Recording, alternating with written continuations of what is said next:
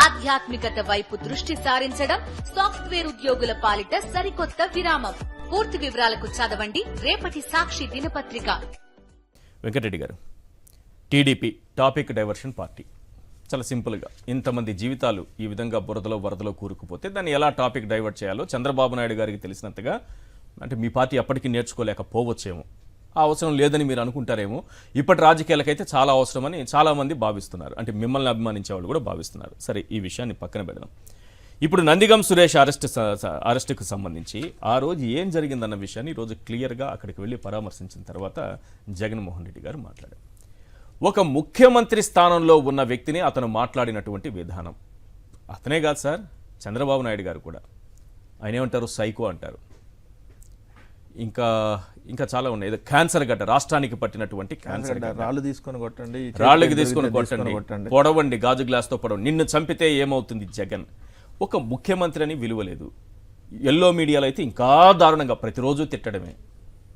ఈరోజు అటువంటి మాట ఏదైనా చంద్రబాబు నాయుడు గారిని ఎవరైనా అంటే, ఇలాంటి మాటలు ఏవైనా సరే ఒకటంటే నాలాంటి వాళ్ళు డెఫినెట్గా ఖండిస్తారు. ప్రసాద్ రెడ్డి గారు ఉన్నారు అక్కడ, వారు కూడా ఖండిస్తారు, తప్పకుండా ఖండిస్తారు. మాట్లాడకూడదు అలాంటివని. కానీ ఇంత స్వేచ్ఛగా మాట్లాడేసి ఇది అభిమానులకి ఆక్రోశం కలిగించే అంశమే కదా, అటువంటి మాటలు మాట్లాడడం పట్టవి లాంటి వ్యక్తి. ఈశ్వర్ గారు, ముందుగా మీకు ప్యానెల్లో ఉన్న అందరికీ, అట్లానే సాక్షి టీవీ ప్రేక్షకులందరికీ నమస్కారాలు. ఈరోజు కొత్తగా ఏం చంద్రబాబు నాయుడు గారు మాట్లాడలే. మన నిజం చెప్పాలంటే చంద్రబాబు నాయుడు గారు తన పిల్లనిచ్చినటువంటి తన సొంత మామ రామారావు గారి మీద నుంచి స్టార్ట్ చేశాడు తన ప్రస్థానం. ఇదే రామారావు గారు పాపం ఆయన దగ్గరుండి చేరదీసి ఆయన ఆ స్థానంలో ఏదైతే కూర్చోబెట్టడానికి ప్రయత్నిస్తే అదే రామారావు గారిని నగ్నంగా కార్టూన్లు వేసి ఆయన ఉమనైజరు, ఆయన గండిపేట ఫామ్ హౌస్లో అమ్మాయిలతో తిరుగుతాడని చెప్పి రోత కథనాలు రాపించి ఆయన మీద చెప్పులు వేయించి ఆ స్థాయికి రామారావు గారిని ఆ నీచ స్థాయిలో ఉన్నటువంటి వ్యక్తిగా చూపించేటటువంటి ప్రక్రియ చేసినప్పటి నుంచి బిగినైంది. దాని తర్వాత రాజశేఖర రెడ్డి గారిని ఒక ఫ్యాక్షనిస్టు అనేటటువంటి ముద్ర వేసేటటువంటి ప్రయత్నం అనేక సందర్భాల్లో వాళ్ళ మీడియా చేసినటువంటి ప్రయత్నం. దాని తర్వాత జగన్మోహన్ రెడ్డి గారు అసలు పాలిటిక్స్లోకి రాకముందే చంద్రబాబు నాయుడు గారు తెలుగుదేశం పార్టీ టార్గెట్ చేసి ఏదైతే పరిటాల రవి హత్య జరిగితే జగన్మోహన్ రెడ్డి గారే చేయించారని చెప్పి ఆ రోజు నుంచి ఆయన అసలు పాలిటిక్స్తో సంబంధం లేదు, ఆయన ఎక్కడ ఒక ఎమ్మెల్యేగా కానీ లేదంటే ఒక ఎక్కడ కూడా పోటీ చేసిన సందర్భాలు లేదు, అసలు ఆయన అక్కడ యాక్టివ్ పాలిటిక్స్లో లేరు. కానీ ఆయన జగన్మోహన్ రెడ్డి గారిని ఏదైతే చంపించేశాడని చెప్పి, పరిటాల రవిని చంపించేశాడని చెప్పి ఒక ముద్ర వేసేటటువంటి ప్రయత్నం. దాని తర్వాత ఆయన 2009 ఎన్నికల్లో పోటీ చేసిన తర్వాత రాజశేఖర రెడ్డి గారు చనిపోయిన తర్వాత ఇంకా జగన్మోహన్ రెడ్డి గారి మీద వాళ్ళు చేసినటువంటి దుష్ప్రచారం అయితే 1,00,00,000 కోట్లు తినేశాడు, అసలు దొంగ, రకరకాలుగా విపరీతమైన ప్రచారం. అది ఇంకా శృతి మించి ఇంకా దాటిపోయి పీక్ స్టేజ్కి. అంటే ఈ అబద్ధాలను ప్రచారం చేయట్లో నిజంగా గ్లోబల్ నేతను ఈరోజు బతికుంటుంటే చంద్రబాబు నాయుడు గారి దగ్గరకు స్వయాన వచ్చి, బాబు నీకు 2 చేతులు దండం పెడుతున్నా, గ్లోబల్ ప్రచారం తీసేసి బాబు ప్రచారం అని చెప్పి మనం ప్రచారం చేయాలి, అటువంటి గొప్ప వ్యక్తులు అని చెప్పి నిజంగా ఇతను కీర్తించేవాడు. అంటే అటువంటి దుష్ప్రచారం చేయడంలో ఇతను సిద్ధహస్తుడు అనమాట. ఈ ప్రక్రియ ఇంకా కొనసాగుతూ పోతా ఇప్పుడు వాళ్ళు అధికారంలో ఉన్నారు. అధికారంలో ఉండి మీరన్నా ఇందాక డైవర్షన్ పార్టీ, ఇప్పుడు మొన్నటిదాకా ఏంటి సూపర్ 6 అడుగుతున్నారు. మీరు డిబేట్లు పెట్టారు, ప్రసాద్ రెడ్డి అన్న పొద్దున మాట్లాడుతున్నారు, సాయంత్రం డిబేట్లో మాట్లాడుతున్నారు, ఏమైంది సూపర్ 6 అని అడుగుతున్నారు. ప్రజానీకం కూడా నీకు 15,000 రాలేదు కదా, నీకు 15,000 రాలేదు కదా, నీకు 18,000 రాలేదు కదా, ఏమైంది అంటున్నారు. మొత్తం ఈరోజు అసలు కొన్ని వీడియోలు వదులుతున్నారు. ఇది ఎక్కడికక్కడ కొన్ని డ్యాన్స్ ప్రోగ్రాంల వీడియోలు అయితే డ్యాన్స్ వేస్తా, మరి నీకు 15,000 నీకు 18,000 లేవు ఇట్లా డ్యాన్సులు పడుతున్నా. దీన్ని డైవర్ట్ చేయడానికి రకరకాల అంశాలను తీసుకొని వచ్చి వైఎస్ఆర్ కాంగ్రెస్ పార్టీ నాయకుల్ని హత్యలు, కేసులు, ఈ విధంగా వాళ్ళ మీద డైవర్షన్ తీసుకొని వచ్చారు. మొన్న గొడ్లవల్లేరుకు సంబంధించి 300 మంది ఇంజనీరింగ్ అమ్మాయిలకు సంబంధించినటువంటి వీడియోలని ఏదైతే తెలుగుదేశం పార్టీకి సంబంధించినటువంటి ఒక నాయకుడు కూతురు ఇంకొకళ్ళు కలిసి తీశారనేటటువంటిది క్లియర్గా తెలిసిన తర్వాత ఈరోజు గొడ్లవల్లేరు గురించి ఎవరైనా డిబేట్ పెడుతున్నారా? అసలు మర్చిపోయాం కదా పూర్తిగా. దాని తర్వాత వరదలు వచ్చినాయి. ఈ వరదల్లో 10 రోజులైనా కూడా ఇంకా అన్నమో రామచంద్ర అన్నం ప్యాకెట్లు ఇవ్వండి బాబు అని అడుక్కునేటటువంటి పరిస్థితిలో ఉంటే ఈరోజు చంద్రబాబు నాయుడు గారు, మీరు అక్కడికి వెళ్ళారు కదా సార్, మీరు వీడియోలో వేశారు కదా, ఆ వీడియోలో ఇవాళ వెళ్ళి చంద్రబాబు నాయుడు గారు పాటలు పాడించుకుంటున్నాడు. ఒక్క చరణం వినిపిస్తాను సార్, దయచేసి ఏమనుకోవద్దు. 2-3 చరణాలు ఉన్నాయి పాటలో, అంతా వినలేము.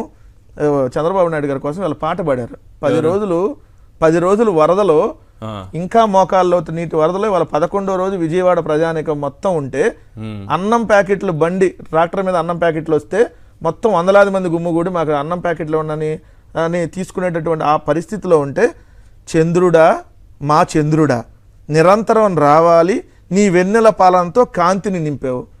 ఏ అమ్మా ఏడ కాంతిని నింపారు నాకు అర్థం కాల. పక్కనే విజయవాడలో కాంతి లేదు, పక్కన అమరావతిలో కాంతి లేదు, ఆంధ్రప్రదేశ్ రాష్ట్రం మొత్తం కాంతి లేదు. ఈయన వాళ్ళ పాటలు పాడించుకుంటున్నాడు సార్ అక్కడ.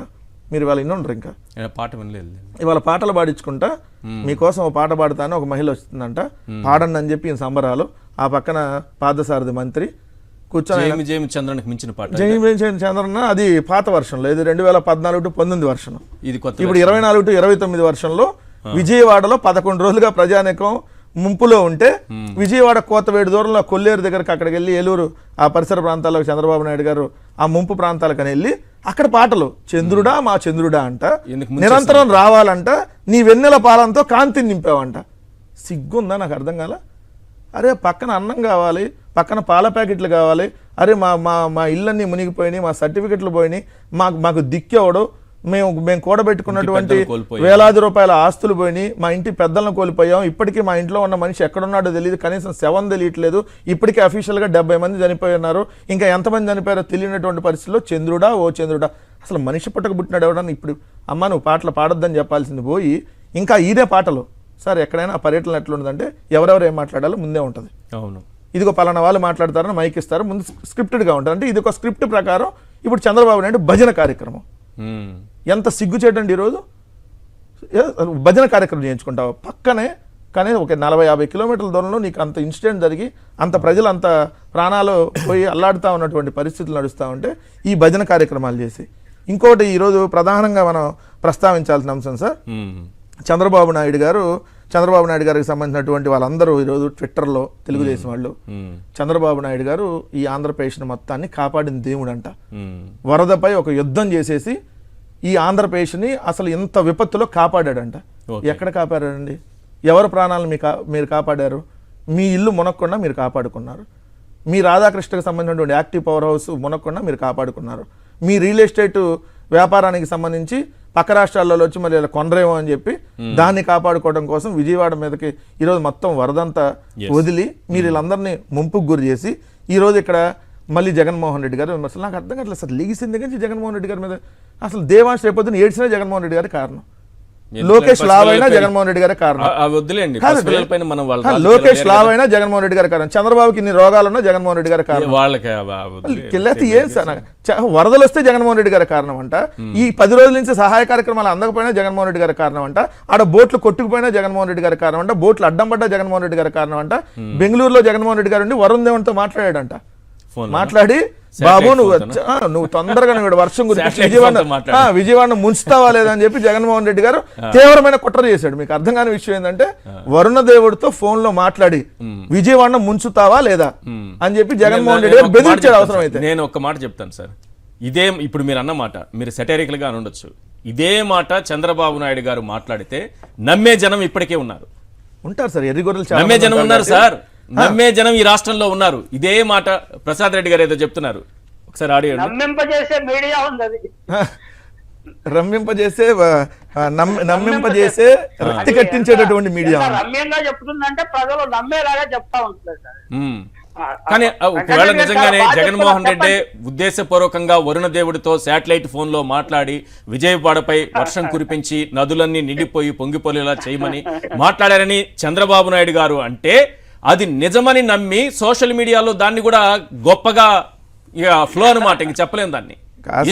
దాని మీద మళ్ళీ డిబేట్లు కూడా పెడతారు, దాని మీద డిబేట్లు కూడా నడుస్తాయి సార్. సాయంత్రం పూట డిబేట్లు రెండు 3 ఛానల్స్ ఉన్నాయి, దాని మీద జగనే కుట్ర చేశారా, వరుణ దేవుడితో మాట్లాడారా, శాటిలైట్ ఫోన్ ఎక్కడి నుంచి వచ్చింది, దీన్ని తయారు చేసింది ఎక్కడ, ఏ దేశం నుంచి వచ్చిందని డిబేట్ పెడతారు మళ్ళీ. అంటే వాళ్ళు కూడా అంటారు, ఎందుకంటే చంద్రబాబు నాయుడు ఉన్నప్పుడు ఇప్పుడు ఇంత వర్షాలు రావు కదా, ఇప్పుడు సడన్ గా వచ్చిన వర్షాలు ఇన్ని వరదలు వచ్చినాయి అంటే కారణం జగన్మోహన్ రెడ్డి గారే. జగన్మోహన్ రెడ్డి గారు 5 ఏళ్ల పరిపాలన ఇప్పుడు వర్షాలు రావడానికి కారణం ఇప్పుడు చంద్రబాబు నాయుడు గారు చెప్తున్నారు కదా. వాళ్ళు మీరు ఇలా అసలు నాకు మీ అందరికీ నేను చాలా మంచి చేయాలని అనుకుంటుంటే నా దగ్గర డబ్బులు లేవు, అంతే దానికి కారణం జగన్మోహన్ రెడ్డి గారే అప్పులు చేసి వెళ్ళిపోయాడు. చేసి వెళ్ళిపోయాడు. నేను మీ అందరికీ చాలా చేద్దాం అనుకుంటున్నా, ఇంటింటికి ఒక 50,000 ఇద్దాం అనుకుంటున్నా, కానీ నా దగ్గర లేకపోతే డబ్బులు లేవు. జగన్మోహన్. కారణం జగన్మోహన్ రెడ్డి గారే. Yes. అసలు ఇట్లా వరదలు రావడానికి కారణం కూడా జగన్మోహన్ రెడ్డి గారే. ఎందుకంటే అప్పుడు పరిపాలన చూసి వరుణ్ దేవుడు కోపగించి ఇప్పుడు వర్షం కురిపించాడు నా పరిపాలనలో. Yes. ఇలాంటి కబుర్లు చెప్తూ ఈ రాష్ట్ర ప్రజానికాన్ని ఇంకా మోసం చేయాలనేటటువంటి ప్రయత్నాన్ని దయచేసి మానమని చెప్తాం.